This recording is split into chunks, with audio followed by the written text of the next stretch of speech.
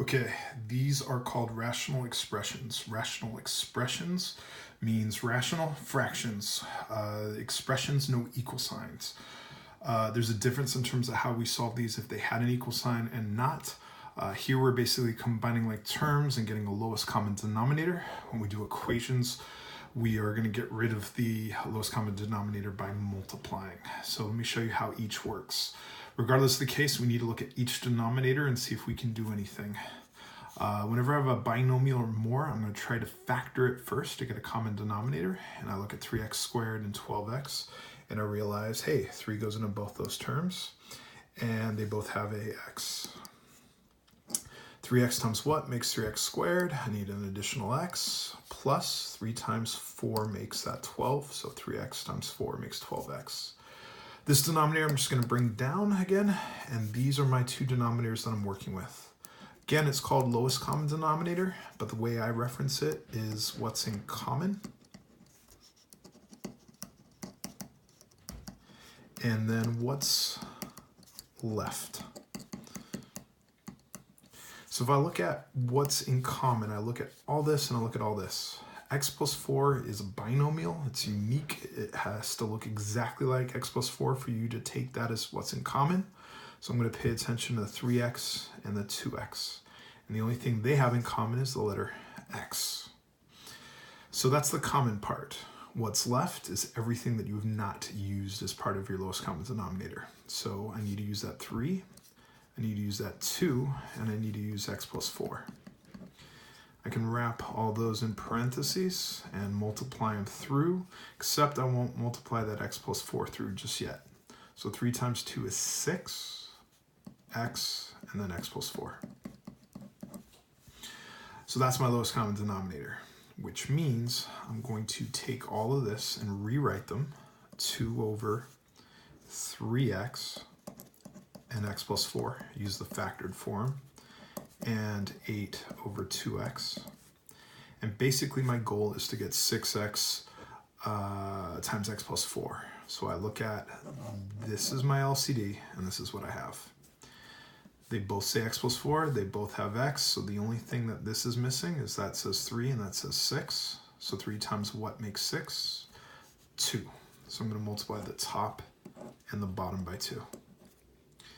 I look at this and I look at this, and they're drastically different. So I'm going to put parentheses on this side, and I'm going to multiply top and bottom by, let's see, they both need an x plus 4.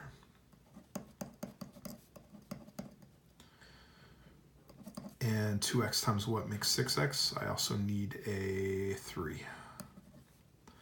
So the ugliness of all this, I'm going to write a giant fraction, and I'm going to write this denominator of 6x parentheses x plus 4. And now I'm going to multiply everything together on the top and make sure I have that addition sign in between. 2 times 2, that's the easy part, that's 4. Now I'm going to multiply these together. 8 times 3 is 24.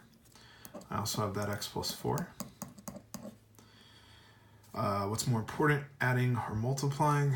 I need to distribute here. Basically, I need to do all the math here before I even try to combine like terms over here.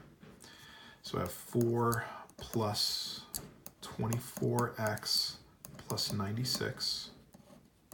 It's just me multiplying that through. And then 6x and x plus 4. Separate this problem. Excuse me on this.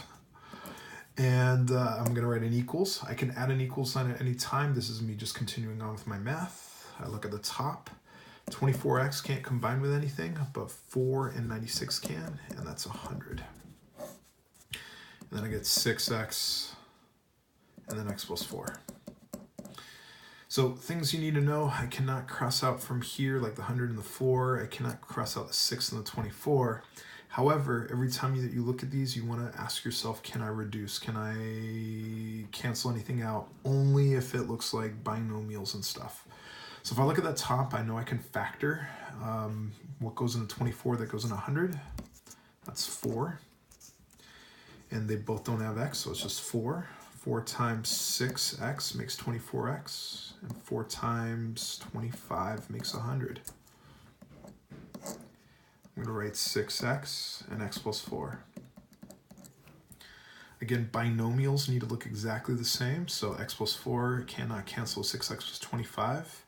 And I cannot cancel the 6x's because this says 6x plus 25. It's part of something. So only if it was just 6x by itself would I be able to cancel it.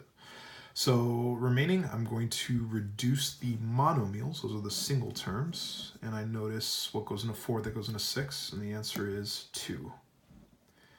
So I divide by 2 and I get 2, 6x plus 25. And then the bottom, 6 divided by 2 is 3. And then x, and then x plus 4. As ugly as that looks, that's as far as you go. The point of these usually is sometimes you're able to cross out something bigger like a binomial, like when we did multiplying, but not always. Sometimes your teachers might ask you to multiply it through. It just really depends on their preference.